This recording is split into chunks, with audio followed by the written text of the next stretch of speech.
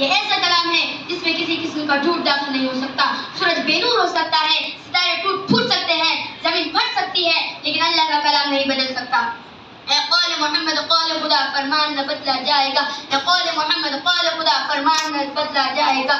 بدلے گا زمانہ لاکھ مگر قرآن نہ بدلا جائے گا.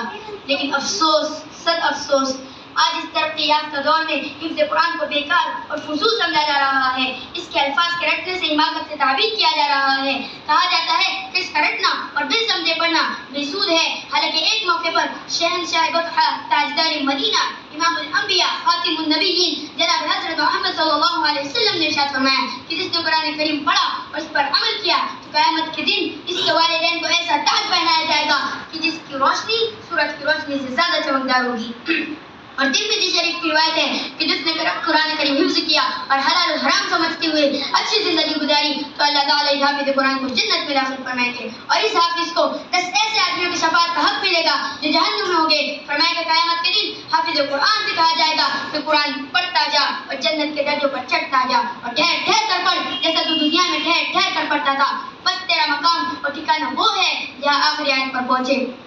لیکن دوستو, افسوس کی بات تو یہ ہے کہ آج ہمارے گھروں میں قرآن کریم تو ہے مگر ہمیں تو پڑھنے کی توفیق نہیں. آج ہمیں اور ہماری اولاد کو قرآن کریم سے اتنا بھی تعلق نہیں جتنا انگریزی اور اردو اخبارات سے تعلق ہوتا ہے. ہمارے اکابرین نے قرآن کریم کو سینے سے لگایا, وہ اللہ کے ہو گئے اور اللہ ان کا ہو گیا.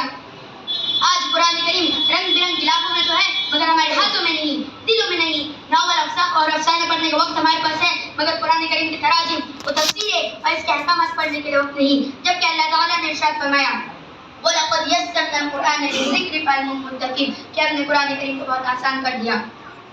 معزز سامعین, جس قدر حافظ قرآن کے لیے بشارت اور وعدے ہیں اتنی وعیدیں بھی ہے. ایک حدیث میں ہے کہ جس نے قرآن کریم مکمل یاد کیا یا اس کا کچھ حصہ یاد کر کے بھلا دیا تو اللہ تعالیٰ قیامت کے دن کوئی بنا کر اٹھائیں گے. اگر حافظ قرآن پڑھنا چھوڑ دے یا گناہوں میں ملوث ہو جائے تو قرآن اس کے سینے سے ایسا نکل جائے گا جیسے اونٹ رسی توڑ کر نکل جاتا ہے.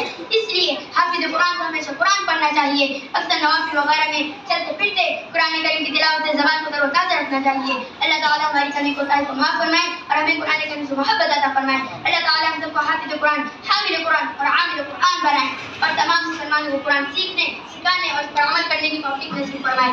آمین. وآخر دعوانا الحمد للہ رب العالمین.